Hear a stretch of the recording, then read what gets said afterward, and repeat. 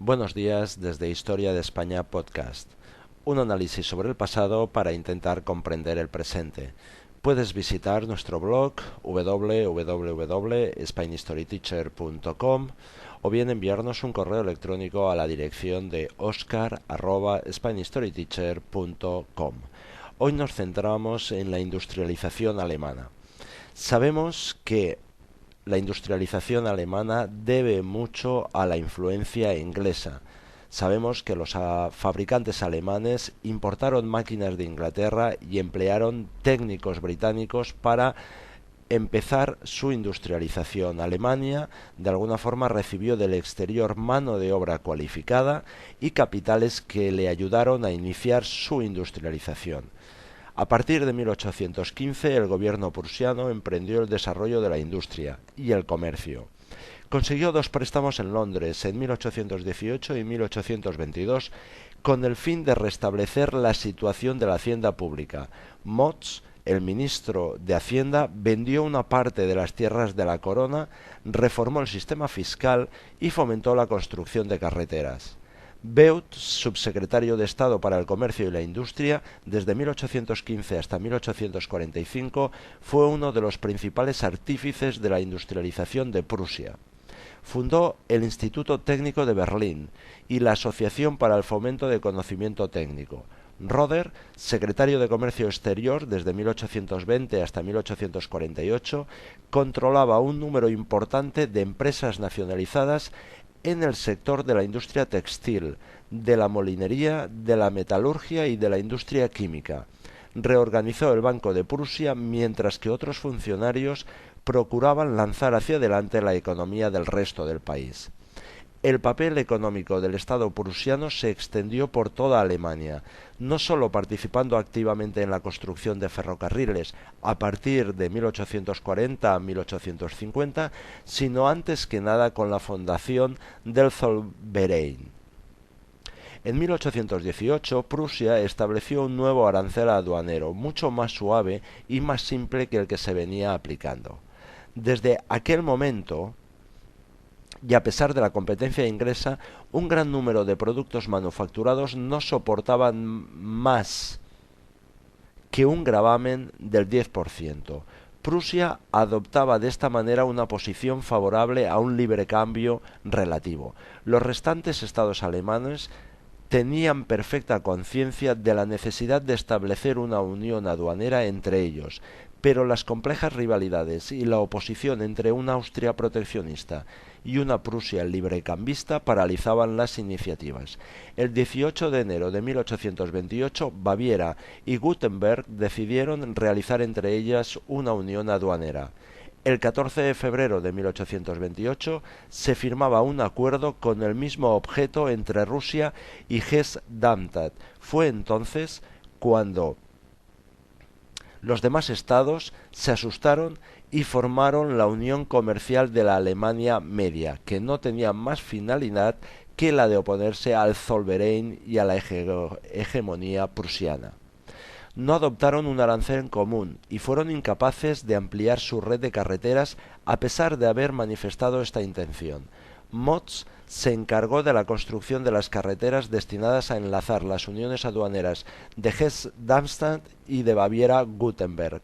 Poco a poco, los estados desertaron de la unión comercial para incorporarse a la unión aduanera de Prusia-Hesse-Darmstadt. Por último, Baviera y Württemberg siguieron el mismo camino. De esta manera quedaba constituido el Zollverein alemán en 1834. Los países miembros se habían comprometido a adoptar el arancel de Prusia y ésta estaba encargada de llevar a cabo todas las negociaciones comerciales con terceros países. El Zollverein, previsto al principio para 8 años, fue prorrogado 2 veces para periodos de 12 años. Existía un Congreso del Zollverein que se reunía en el momento de la renovación del tratado y que era el único órgano con facultades para modificar los aranceles. Este mercado único, que comprendía todos los estados alemanes, era una condición, podríamos decir, según algunos autores, una precondición de arranque del crecimiento industrial. ¿Cuáles son las etapas de este crecimiento industrial? Bueno, vamos a empezar de alguna forma con lo que sería la demografía y la agricultura. No se dio la revolución industrial en Alemania sin una revolución agrícola y demográfica.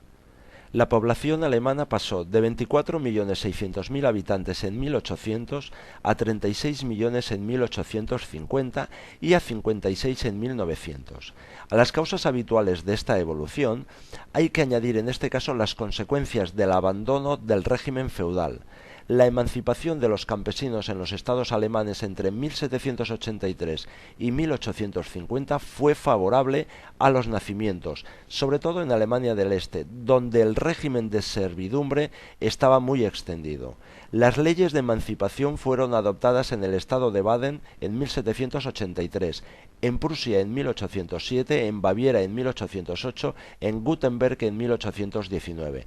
En conjunto, la liberación de los campesinos se terminó hacia 1830 en Alemania del Oeste, mientras que la resistencia de los grandes propietarios del Este retrasó su llegada hasta 1840-1850. El abandono del régimen de servidumbre favorecía a la vez la natalidad, la movilidad de la mano de obra y su rendimiento. La mano de obra libre trabajaba siempre mucho mejor que la mano de obra servil, y la agricultura no podía menos de beneficiarse del abandono de ciertas prácticas feudales. El sistema de barbecho fue abandonado poco a poco, mientras que por ejemplo en 1800 las tierras en barbecho representaban la cuarta parte del suelo cultivable, en 1861 no inmovilizaban más que de un 16 a un 18% del suelo cultivable. Se pueden distinguir tres fases en la evolución de la producción agrícola.